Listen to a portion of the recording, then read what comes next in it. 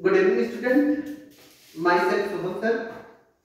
हम आपको पढ़ाने जा रहे हैं आज मेमोरी ग्लैंड। और पिछले चीज आप लोगों ने जहां तक पढ़ा रखा था फीमेल रिप्रोडक्टिव सिस्टम पढ़ रखा था। आगे फीमेल रिप्रोडक्टिव सिस्टम में हम एसेसरी ग्लैंड के बारे में बता रहे थे।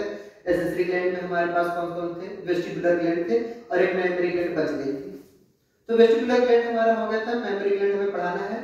तो मेमोरी ग्लैंड की स्टार्टिंग करने जा रहे हैं। देखिए ध्यान से क्या है, हमारी जो मेमोरी ग्लैंड है ना वो स्वीट ग्लैंड का मॉडिफिकेशन है। क्या है? मॉडिफिकेशन ऑफ कौन सी ग्लैंड का? स्वीट ग्लैंड का ये मॉडिफिकेशन है। अगर आपसे कोई पूछे, डायरेक्ट क्वेश्चन में पूछा जाता है कि मेमोरी ग्लैंड किस टिश्यू का या किस ग्लैंड का मॉडिफिकेशन है, तो मेमोरी ग्लैंड किस ग्लैंड का मॉडिफिकेशन है? स्वीट ग्लैंड का मॉडिफिकेशन है। ठीक है। फिर उसके बाद आता है कि एक चीज और हमें समझनी है, ऑप्शन में दिया रहता है सीबेसियस ग्लैंड के बारे में भी। सीबेसियस ग्लैंड क्या होता है ध्यान समझिए।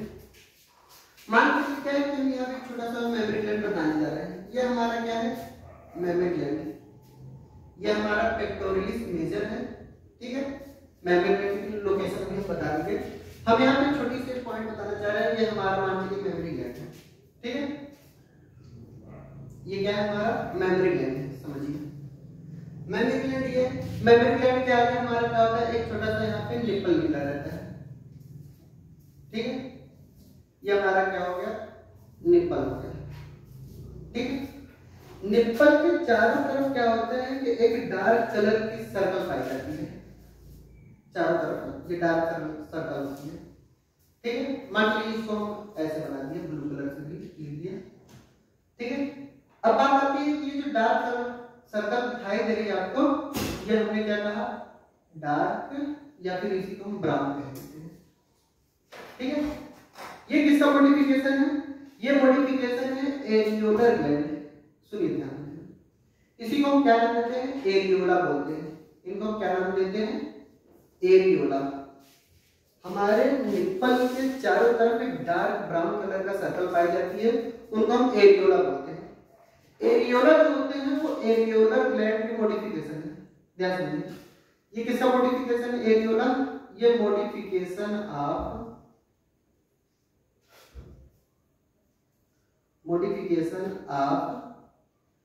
Sebaceous gland. कैसे ग्लैंड? ये ऑयली ग्लैंड होते हैं। ये किसके मॉडिफिकेशन है? सीबेसियस ग्लैंड के। ये हमें बेहद याद रखना है, ये सीबेसियस ग्लैंड के और ये स्वेट ग्लैंड की। हमारी पूरी मेमोरी ग्लैंड किसकी मॉडिफिकेशन है? स्वेट ग्लैंड की। हमारे अंदर मेमोरी ग्लैंड के अंदर एरियोलर ग्लैंड पाई जाती है, इसको हम एरियोला ग्लैंड भी बोलते हैं। एरियोलर ग्लैंड, इनको हम एरियोलर ग्लैंड भी बोलते हैं। ठीक है।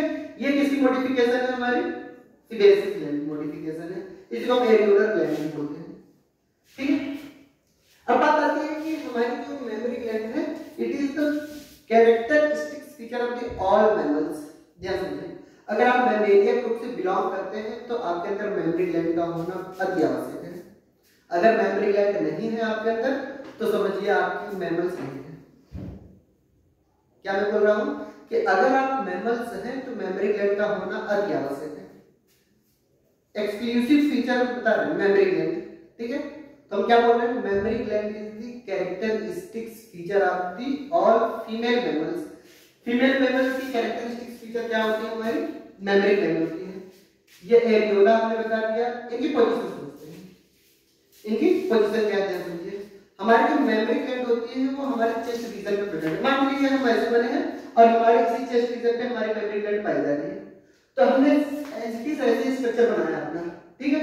तो ऐसे उभरता हुआ स्ट्रक्चर जो दिखाई दे रहा है आपको मेमोरी ग्लैंड का, यहाँ पे एरियोलर ग्लैंड हमारे यहाँ पाए जा रहे हैं। ठीक है। अब बात आती है मेमोरी ग्लैंड की कहाँ पे पाई जाती है? ये अपन चेस्ट रीजन पे पाई जाती है।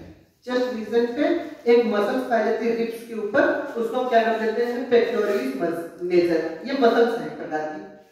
फिर इसके बाद होता है कि हमारे जो मेमोरी ग्लैंड होती हैं वो 3 प्रकार के टिश्यू से मिलकर बने होते हैं। कितने प्रकार के टिश्यू से? 3 प्रकार के टिश्यू से मिलकर बने होते हैं। नंबर 1 हमने बताया है ये ग्लैंडुलर टिश्यू। ठीक है। नंबर 2 पे आते हैं हमारे पास फैटी टिश्यू और नंबर 3 पे आते हैं हमारे पास फाइबर टिश्यू। तो ये क्या होता है कि ये डिफरेंट एनसीईआरटी ने लिखा है ये स्पेशल टिश्यू से मिलकर के बना होता है। एनसीईआरटी ने ग्लैंडुलर टिश्यू के बारे में नाम दिया है और कुछ फैट्स के बारे में नाम दिया है। इन्होंने फाइब्रस टिश्यू के बारे में नहीं बताया है। फाइब्रस टिश्यू क्या होती है कि हमारे मेमोरी ग्लैंड के अंदर जो मेमोरी लोब होते हैं उनके बीच बीच में पाए जाते हैं, ये फाइब्रस टिश्यू। फिर उसके बाद आता है कि हमारे पास मेमोरी ग्लैंड कितने टाइप के टिश्यू से मिलकर के बने होते हैं, 3 टाइप के टिश्यू से मिलकर के बने होते हैं। पहला जिसमें आता है glandular tissue, fatty tissue and fibrous tissue, ठीक है। फिर उसके बाद आता है कि हमारे पास मेमोरी ग्लैंड के अंदर जो ग्लैंडुलर टिश्यू होता है वो अपने आप को मॉडिफाई करता है और मॉडिफाई करके क्या करते हैं 15 से 20 लोब बनाते हैं जिसको हम नाम देते हैं मेमोरी लोब। क्या मैं बोला कि ये जो ग्लैंडुलर टिश्यू होती है वो क्या करती है कि मेमोरी लोब बनाती है और मेमोरी लोब की जो संख्या होती है वो 15 से 20 यानी 15 to 20 lobes are present in the memory gland. Memory lobe की संख्या को लेकर के बहुत ही अच्छी बात कही गई, एनसीईआरटी ने साफ साफ लिख दिया है 15 to 20, ठीक है। ये मेमोरी लोब क्या करते हैं कि इनके अंदर क्लस्टर ऑफ सेल्स पाए जाते हैं, बहुत सारे क्लस्टर ऑफ सेल्स का कहने का मतलब क्या है कि हमारे पास सेल्स का ऐसा गुच्छा जिनके अंदर मिल्क का सिक्रीशन हो जाए और मिल्क का फॉर्मेशन हो जाए, उनको हम मेमोरी एल्वियोलाई कहते हैं। ये मेमोरी एल्वियोलाई क्या है, ये क्लस्टर ऑफ सेल है। क्या है, क्लस्टर ऑफ सेल। और क्लस्टर ऑफ सेल्स में ही क्या पाए जाते हैं, इन्हीं को हम एल्वियोलाई कहते हैं, ठीक है। नीचे तक दिख रहा है आप लोग, अगर न दिख रहा हो तो आप लोग बता भी सकते हैं। तो ये क्लस्टर ऑफ सेल्स के अंदर क्या होता है कि इन्हीं के अंदर हमारे पास मिल्क का फॉर्मेशन होता है। क्या होता है कि इन्हीं के अंदर हमारे पास मिल्क का फॉर्मेशन होता है, मिल्क फॉर्मेशन। और मिल्क का फॉर्मेशन जो होता है वो अंडर द कंट्रोल ऑफ, ध्यान समझना है आपको, under the control of prolactin. हमारे अंदर क्या होती है, प्रोलैक्टिन हार्मोन पाई जाती है जिसकी मदद से हमारे पास मेमोरी एल्वियोलाई के अंदर क्या होता है, मिल्क का फॉर्मेशन होता है, ठीक है। कौन सा चीज हमारे पास एस्ट्रोजन, प्रोजेस्टेरोन, इनका भी काम बता रहे हैं। होता क्या है कि जब मेमोरी ग्लैंड है हमारे पास क्या होती है कि मेल में भी पाई जाती है, फीमेल में भी पाई जाती है। बट क्या होता है, ये नॉन फंक्शनल होती है मेल के अंदर। क्या होता है, नॉन फंक्शनल होती है हमारे मेल के अंदर, फीमेल के अंदर यही फंक्शनल हो जाती है।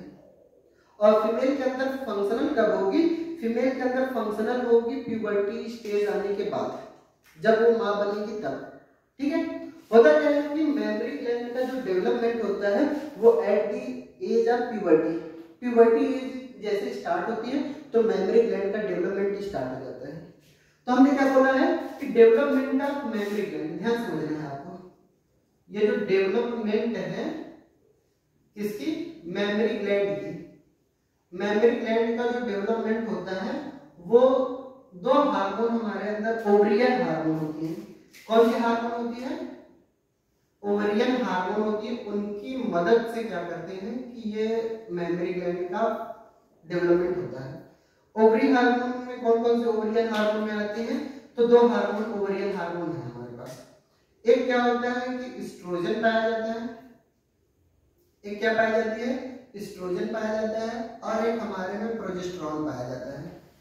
क्या पाया जाता है, एस्ट्रोजन पाई जाती है और प्रोजेस्टेरोन पाया जाता है। एस्ट्रोजन एंड प्रोजेस्टेरोन दोनों मिल करके हमारे मेमोरी ग्लैंड का डेवलपमेंट कराते हैं। और मेमोरी ग्लैंड के अंदर मिल्क का जो फॉर्मेशन होता है वो कौन कराता है, प्रोलैक्टिन हार्मोन। इसको हम शॉर्टकट में पीआरएल भी बोलते हैं। पीआरएल का मतलब प्यारे लाल ना समझ लेना आप लोग, ठीक है। तो पीआरएल का मतलब क्या है, प्रोलैक्टिन हार्मोन है। ये एक प्रकार की कैसी हार्मोन है, ये हमारे एंटीरियर पिट्यूटरी से निकलती है। कहां से, एंटीरियर पिट्यूटरी से निकलती है। आपको अगर नहीं दिखाई दे रहा होगा सुन लो आप लोग कि हमारे पास जो प्रोलैक्टिन हार्मोन होती है वो कहां से निकलती है, एंटीरियर पिट्यूटरी से निकलती है यह हार्मोन, ठीक है, प्रोलैक्टिन हार्मोन। फिर उसके बाद आता है कि मिल्क का जो फॉर्मेशन होता है वो प्रोलैक्टिन हार्मोन कराती है। प्रोलैक्टिन हार्मोन कैसे हार्मोन है, पिट्यूटरी ग्लैंड के हार्मोन है। और जबकि प्रोजेस्टेरोन और एस्ट्रोजन जो होते हैं वो कैसे हार्मोन है, ओवरियन हार्मोन है। कैसे हार्मोन है, ओवरियन हार्मोन है। फिर उसके बाद ध्यान समझिए, ये जो क्लस्टर ऑफ सेल्स आपको दिखाई दे रहे हैं यही मिल्क का फॉर्मेशन करते हैं। ये हमारे अंदर यहाँ पे क्लस्टर ऑफ सेल्स आपको दिखाई दे रहे हैं ना, सॉरी, ये क्लस्टर ऑफ सेल्स हमारे अंदर दिखाई दे रहे हैं, ठीक है। ये क्लस्टर ऑफ सेल्स क्या करते हैं, इन्हीं के अंदर मिल्क का फॉर्मेशन हो रहा है और ये क्लस्टर ऑफ सेल्स ओपन हो जाते हैं एक डक्ट में और एक ट्यूब्यूल में, जिनको हम नाम देते हैं मेमोरी ट्यूब्यूल। ध्यान से उसके देखिए आप, हमने क्या कहा, मिल्क का फॉर्मेशन तो हो गया है, यही मिल्क का फॉर्मेशन जब हो जाएगा तो हमारे पास जो मेमोरी एल्वियोलाई होती है ये ओपन होती है, किसमें, मेमोरी ट्यूब्यूल में ओपन होती है। किसमें ओपन होती है, मेमोरी ट्यूब्यूल में ओपन होती है और मेमोरी ट्यूब्यूल बहुत सारे मिल करके मेमोरी डक्ट बनाते हैं। क्या बनाते हैं, बहुत सारे मेमोरी डक्ट, मेमोरी ट्यूब्यूल मिलेंगे, यूनाइट होंगे और यूनाइट होकर के क्या बनाते हैं, मेमोरी डक्ट बनाते हैं। फिर मेमोरी डक्ट क्या होती है कि आगे चल करके ये इलेक्ट्रोफेरस साइनस बनाती है। साइनस का मतलब होता है कि कैविटी, साइनस का मतलब क्या होता है, कैविटी कहते हैं इनको, ठीक है। ये आगे चल करके ओपन हो रही है, क्या हो रही है, ये ओपन हो रही है किसमें, लेक्टिफेरस साइनस में ओपन हो रही है। लेक्टिफेरस साइनस को एक नाम से और जानते हैं, लेक्टिफेरस एम्पुला या मेमोरी एम्पुला। एनसीईआरटी ने इनको लिखा है मेमोरी एम्पुला। एम्पुला का मतलब क्या होता है कि एक ऐसी कैविटी या ऐसी एक जगह जहां पे मिल्क कुछ समय के लिए स्टोर हो सके। मैं एक बार आपको बता दे रहा हूँ, परमानेंट के लिए नहीं, टेम्पररी स्टोर जो होती है वो कहाँ पे होती है, हमारे लेक्टिफेरस साइनस में होती है।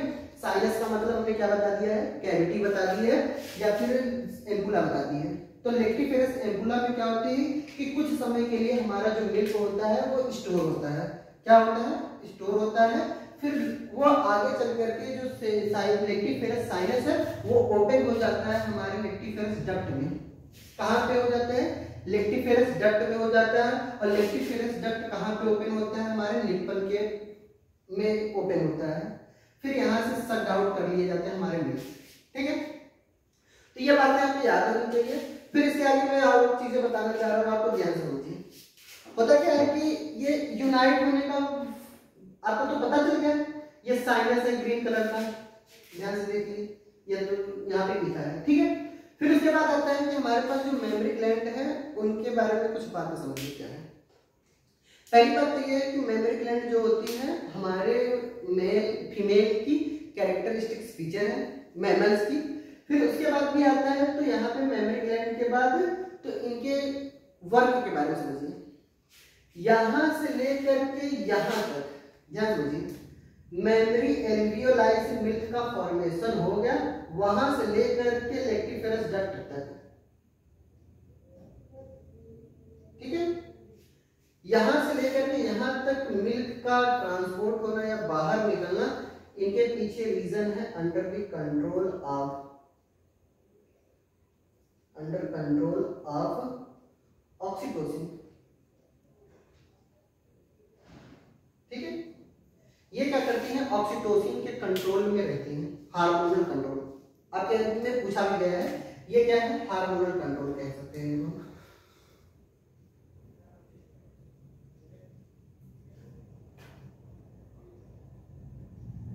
हार्मोनल कंट्रोल है, ठीक है। बट क्या है कि हमारे पास लेक्टिफेरस से निप्पल के बाद बाहर जाना, यहां से लेकर के यहां तक, ये किसके कंट्रोल में है, ये नर्वस कंट्रोल में है, नर्वस सिस्टम के कंट्रोल में है। ध्यान समझिए हम क्या बताना चाह रहे हैं, ठीक है।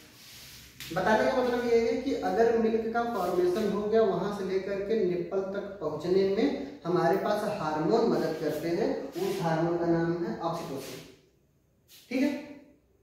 बट निप्पल से बाहर आना किसी भी मिल्क का, वो कौन कंट्रोल करता है, नर्वस सिस्टम। नर्वस सिस्टम जब तक फीमेल आपकी नहीं चाहेगी कि मिल्क बाहर आए तब तक नहीं होगा। इसके पीछे मैं रीजन बता दे रहा हूँ। होता क्या है कि कभी कभी हमारे पास जब नई नई बेबी किसी की जन्म होती है तो किसी भी गर्ल्स का जो प्यार होता है वो अपने बच्चे के प्रति बहुत ज़्यादा होता है, वो बहुत सीरियस होती है, ठीक है, अपने बच्चे को लेकर के। तो होता क्या है कि जब कोई भी नई नई डिलीवरी होती है तो ऐसा चीज़ें देखने को मिलता है कि फीमेल जो होती है वो अपने बच्चे को लेकर के बहुत कॉन्शियसनेस रहती है, कि उसका बच्चा खाना खाया कि नहीं खाया, फिर उसका पालन पोषण जितना भी करना होता है कि जितना अपना नहीं करती उससे ज़्यादा कई ध्यान उसका रखती है। तो होता क्या है कि कभी कभी हमारे पास जो मिल्क का फॉर्मेशन हुआ वहाँ से लेकर के ट्रांसपोर्ट जहाँ तक हुआ, ठीक है, उनके पीछे किसका रीजन हाथ था? Hormonal control. निप्पल से बाहर निकलना किसका कंट्रोल है? नर्वस सिस्टम का।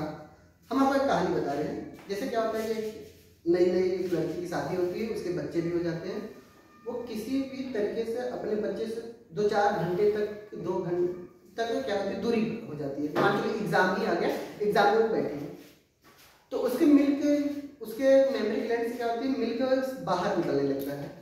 तो बहुत लोग को आश्चर्यचकित होता है ये कैसे हो गया। तो होता क्या है कि जब कोई भी माँ अपने बच्चे के बारे में सोचेगी तो मिल्क अपने आप बाहर आ जाएगा। तो यहाँ पे नर्वस सिस्टम से हमने सोचा ना, दिमाग से, तो ब्रेन से अगर हम कुछ सोच रहे हैं तो ये जो मिल्क है वो बाहर आ जाएगी। लेकिन यहाँ पे टेम्पररी स्टोर थी साइनस में। तो वह यहाँ से बाहर निकलना किसका रीजन था? हमारे निप्पल से बाहर निकलने का रीजन ये नर्वस सिस्टम कंट्रोल कर रहा था।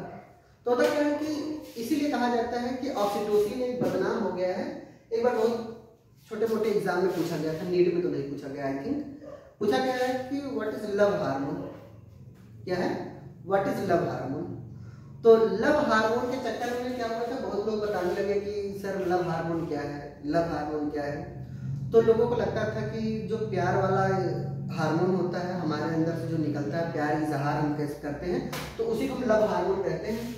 बट ऐसा था कि उसमें ऑप्शन जो दिया गया था, बहुत सारे ऑप्शन दिए थे, लेकिन करेक्ट आंसर ये होगा था ऑक्सीटोसिन।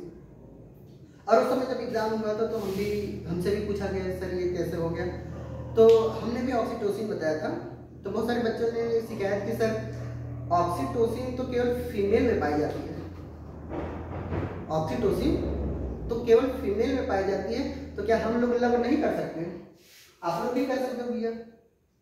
तो होता क्या है कि वो इसके पीछे रीजन भी यही था, ये जो प्यार हमने बताया है मिल्क वाला, ठीक है, माँ का बच्चे के प्रति प्यार, ठीक है, संभावना जो संवेदनाएं होती है माँ की, वो वाला प्यार, ठीक है। तो ये क्या है कि ये हमें समझ में आना है कि ऑक्सीटोसिन जो होते हैं उस समय का करेक्ट आंसर माना गया था। तो बहुत लोग सारे बच्चे कहने लगे सर, बच्चे मतलब स्टूडेंट, हमारे जो मेल स्टूडेंट थे, उन्होंने कहा सर जी एक बार अगर हमें भी मौका दिया जाए तो हम भी बहुत प्यार करेंगे, ठीक है। तो ऐसी चीजें नहीं है। तो आपने आंसर ये मारना है ऑक्सीटोसिन। उसके बाद कभी भी क्वेश्चन पूछा भी नहीं गया, बहुत कंट्रोवर्सी में क्वेश्चन था, ठीक है, तो लव हार्मोन लेकर के, ठीक है। फिर उसके बाद आता है कि हमारे पास ये कंट्रोल हो गया। अब यहाँ पे हमारा मेमोरी ग्लैंड क्या होता है, खत्म होता है, ठीक है। अब बात आती है कि यहाँ पे हमें एक स्ट्रक्चर और बतानी रह गई थी, स्पर्म की स्ट्रक्चर, इसी को तो देख लो, ठीक है। ये हमारे पास स्ट्रक्चर ऑफ स्पर्म है, कंटिन्यू कर दे, ठीक है। स्ट्रक्चर ऑफ स्पर्म, ये हमारे स्पर्म का क्या है, स्ट्रक्चर है। स्पर्म के बारे में हमने बताया है कि ये एक प्रकार का क्या है, हैप्लॉइड सेल्स है। कैसे सेल्स हैं? ये हैप्लॉइड सेल्स है, हैप्लॉइड सेल्स, ध्यान दीजिए। अगर मैं किसी एक स्पर्म के स्ट्रक्चर की मैं बात करूंगा तो sperm are divided into 4 region. Sperm कितने रीजन में डिवाइड है? 4 रीजन में डिवाइड है। पहला रीजन है हेड, दूसरा रीजन है नेक, तीसरा रीजन है मिडिल पीस और चौथा रीजन है क्या, टेल। तो हमारा जो स्पर्म होता है वो 4 रीजन में डिवाइडेड है। पहला है हेड रीजन, दूसरा है नेक रीजन और तीसरा है मिडिल पीस और चौथा है टेल। 4 रीजन में क्या है, ये डिवाइड है। हेड रीजन में आपको देख करके लगता नहीं कि क्या क्या आते होंगे। हेड रीजन में हमारे पास न्यूक्लियस आ रहा है, एक्रोसोम आ रहा है। हेड रीजन में हमारे पास कौन कौन से आ रहे हैं रीजन, एक हमारा एक्रोसोम आ रहा है और एक न्यूक्लियस आ रहा है। एक्रोसोम होते हैं, एक्रोसोम के पास क्या पाई जाती है कि यहाँ पर एक्रोसोम के पास एक स्पर्म लाइसिन एंजाइम पाई जाती है। क्या पाई जाती है, स्पर्म लाइसिन, ये एक प्रकार की एंजाइम है, ठीक है। एक्रोसोम की जो ओरिजिन हुई है वो गोल्जी बॉडी से हुई है। कहां से हुई है, गोल्जी बॉडी से हुई है, ठीक है। इनकी जो एक्रोसोम की जो ओरिजिन है वो गोल्जी बॉडी से है और इनके पास क्या होता है कि स्पर्म लाइसिन पाई जाती है जिसको हम एक्रोसोमल एंजाइम कहते हैं। इनको हम क्या कहते हैं, एक्रोसोमल एंजाइम भी कहते हैं। इनको हम एक्रोसोमल एंजाइम भी कहते हैं,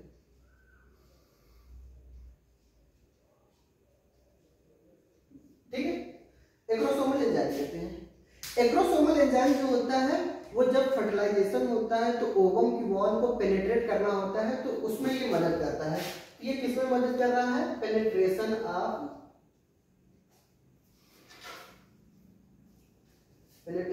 of wall of ovum. Ovum की वॉल को पेनिट्रेट करने में मदद कर रहा है। ठीक है, ये हमारे एक्रोसोम की बात हो गई। इनके पास क्या पाया जाता है? एक्रोसोमल एंजाइम पाई जाती है, और एक्रोसोमल एंजाइम को हम स्पर्म लाइसिन बोलते हैं।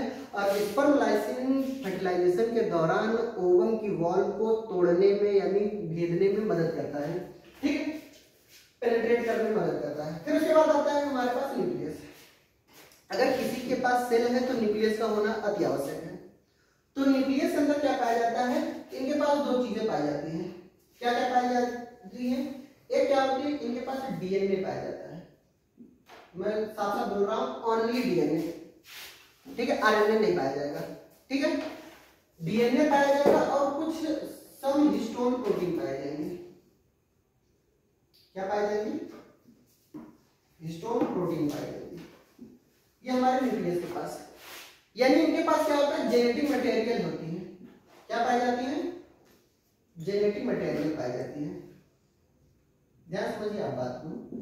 यानी क्या है कि अगर कोई भी स्पर्म है तो न्यूक्लियस होगा, न्यूक्लियस के अंदर जेनेटिक मटेरियल होगा, और जेनेटिक मटेरियल में केवल डीएनए होगा, आरएनए नहीं पाया जाएगा। आरएनए एक तो अनस्टेबल मॉलिक्यूल है, रास्ते में झगड़ा कर लेगा। फिर उसके बाद हिस्टोन प्रोटीन उनके पास पाई जाती है, क्योंकि हिस्टोन प्रोटीन क्या करती है? पैकेजिंग में मदद करती है। ठीक है, फिर उसके बाद आता है कि डीएनए क्यों? आरएनए क्या दुश्मन है? नहीं, दुश्मन नहीं है। अगर क्या होता है कि आपको दौड़ने के लिए कहा जाए तो सबसे पहले आप ये कहोगे कि सर हमारे ऊपर कोई बोझ न रहे तो मैं बहुत तेज भागूंगा। तो यानी क्या है कि अगर और चीजें प्रोटीन ऐड हो गई, अगर आरएनए ऐड हो जाएगा तो इनका मॉलिक्यूलर वेट क्या हो जाएगा? जाहिर सी बात है बढ़ जाएगा, कुछ वेट बढ़ेगा इनका। तो वेट बढ़ने की वजह से क्या होगा? ये दौड़ नहीं पाएंगे, क्योंकि क्या है कि मिलियंस में स्पर्म निकल रहे हैं और ओवम एक है। तो जिंदगी भाग दौड़ भरी है आपकी, तो बोझ लेकर के नहीं दौड़ पाओगे आप। ठीक है, तो इसलिए क्या है कि न्यूक्लियस के पास में डीएनए पाया जाता है और हिस्टोन प्रोटीन पाई जाती है, और वो भी कुछ हिस्टोन प्रोटीन हमने बोला है। ठीक है, फिर उसके बाद आता है कि हमारे पास ये हमारा न्यूक्लियस रीजन खत्म होता है। न्यूक्लियस रीजन के पास आता है हमारे पास नेक रीजन, और नेक रीजन में हमारे पास क्या होते हैं? कि प्रॉक्सिमल सेंट्रियोल होते हैं, एक डिस्टल सेंट्रियोल होते हैं। ठीक है, प्रॉक्सिमल सेंट्रियोल और डिस्टल सेंट्रियोल क्या करते हैं? ये क्या करते हैं कि जो प्रॉक्सिमल सेंट्रियोल होते हैं इनको हम आगे लिख दे रहे हैं। ये प्रॉक्सिमल सेंट्रियोल जो होते हैं ये डिवीजन में मदद करते हैं। ये किसमें मदद करती है? क्लीवेज में मदद करती है। जब फर्टिलाइजेशन हो जाता है तब, आफ्टर फर्टिलाइजेशन। ठीक है, और फर्टिलाइजेशन के बाद जो जाइगोट के अंदर डिवीजन होता है वो कौन कराता है? क्लीवेज कराता है। ठीक है, क्लीवेज एक प्रकार का माइटोटिक डिवीजन है, जो आफ्टर दी फर्टिलाइजेशन के बाद जब जाइगोट बनता है, जाइगोट के बाद बहुत सारे एम्ब्रियोनिक डेवलपमेंट होती है, तो ये जो प्रॉक्सिमल सेंट्रियोल है वो क्या करता है कि हमारे पास डिवीजन में मदद करता है। और बेसिकली दोनों सेंट्रियोल, डिस्टल सेंट्रियोल हो गए या प्रॉक्सिमल सेंट्रियोल हो गए, ये दोनों मिलकर के ये डिवीजन कराते हैं। सेंट्रियोल का काम ही ये होता है कि ये सेल डिवीजन में मदद करना। ठीक है, फिर उसके बाद हमारे पास आते हैं सेंट्रोप्लाज्म। सेंट्रोप्लाज्म आपको कुछ नहीं बताना है कि अगर किसी भी सेंट्रियोल के पास अगर साइटोप्लाज्म पाया जा रहा है, आप उनको क्या कहोगे? सेंट्रोप्लाज्म कहोगे। ठीक है, हमारी जो सेल मेम्ब्रेन होती है वो गैलिया उनको कहते हैं। हमारी जो स्पर्म की सारी सेल्स होती हैं एक मेम्ब्रेन से घिरी होती हैं, और सेल के पास सेल मेम्ब्रेन पाए जा रहे हैं, और इस मेम्ब्रेन का क्या नाम है? गैलिया। ठीक है, फिर उसके बाद आता है माइटोकॉन्ड्रियल शीथ। माइटोकॉन्ड्रियल शीथ को हम एक नाम से जानते हैं, नेबरकैन। ठीक है, नेबरकैन का मतलब क्या होता है कि ये माइटोकॉन्ड्रियल शीथ है। एक साइंटिस्ट का नाम था, उन्होंने ही देखा था, उन्होंने बताया था कि ये माइटोकॉन्ड्रियल शीथ क्या करती है। तो माइटोकॉन्ड्रिया का मेन फंक्शन क्या है? माइटोकॉन्ड्रिया का मेन फंक्शन ये होता है कि सर आप बताए हैं सेल जब पढ़ा रहे थे, ये क्या करती है? एनर्जी प्रोवाइड करती है। क्या करती है? Power house of the cell कहा जाता है। तो प्रोवाइड एनर्जी, और किसके लिए? तो कहोगे सर कि आप यही बता दीजिए किसके लिए? तो मोटिलिटी ऑफ स्पर्म के लिए। ठीक है, ये हमारी जो स्पर्म इतनी हाईली वाइब्रस मोटिलिटी होती है, और वाइब्रस मोटिलिटी लिख सकते हो, विगोरस लिख सकते हो। ठीक है, वाइब्रेस मोटिलिटी के लिए क्या होता है, ये रिस्पॉन्सिबल होता है। माइटोकॉन्ड्रियल शीथ ये हमें एनर्जी देता है, ठीक है, हमें नहीं, हमारे स्पर्म को, ठीक है, क्योंकि दौड़ तो ये रहे ना, हम कौन सा दौड़ने जा रहे हैं। फिर उसके बाद आ रहा है कि हमारे पास ये रीजन में क्या होगा, माइटोकॉन्ड्रियल शीथ हो गया। माइटोकॉन्ड्रियल शीथ को हमने क्या नाम दिया, लेवल कर नाम दिया, और ये एनर्जी प्रोवाइड करता है हमारे स्पर्म को हाईली मोटिलिटी के लिए। फिर ये हमारे पास क्या होते हैं कि टेल पाए जाते हैं, और ये एक्सियल फिलामेंट पाए जाते हैं। एक्सियल फिलामेंट क्या होता है, ये अरेंजमेंट होता है हमारे माइक्रोट्यूब्यूल का। तो हम इनको लिख सकते हैं अरेंजमेंट ऑफ माइक्रोट्यूब्यूल। किसी भी माइक्रोट्यूब्यूल का जो अरेंजमेंट होता है उसी को हम एक्सियल फिलामेंट कहते हैं, ठीक है। ये जो एक्सियल फिलामेंट है उसी को हमने नाम क्या दे दिया, अरेंजमेंट। ये अरेंजमेंट है, ठीक है, ये अरेंजमेंट ऑफ माइक्रोट्यूब्यूल, इन्हीं को हमने क्या नाम दिया है, एक्सियल फिलामेंट नाम दे दिया है, ठीक है। फिर उसके बाद टेल क्या करता है, टेल हमेशा डायरेक्शन प्रोवाइड करता है। ये क्या प्रोवाइड करता है,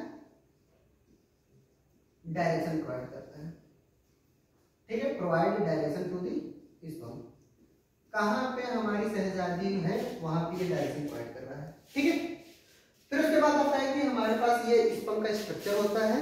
स्पर्म के स्ट्रक्चर को ध्यान में रखिए आप। एक बात और होता क्या है कि स्पर्म जब तक इमेच्योर होता है तो हमारे टेस्टिस के अंदर रहता है, और टेस्टिस से बाहर, टेस्टिस सेमीफेरस ट्यूब्यूल से निकलता है तो वहां इफ्रेंसियम आता है, ध्यान समझिए। फिर इपिडिडाइमिस में जाता है, वहां पे कुछ मैच्योर होते हैं, और मैच्योर होने के बाद वो इपिडिडाइमिस किसको दे देता है, वास डिफरेंस को। तो एक बात मैं आपको बोल दूं, एक बार का क्वेश्चन क्या था समझिए।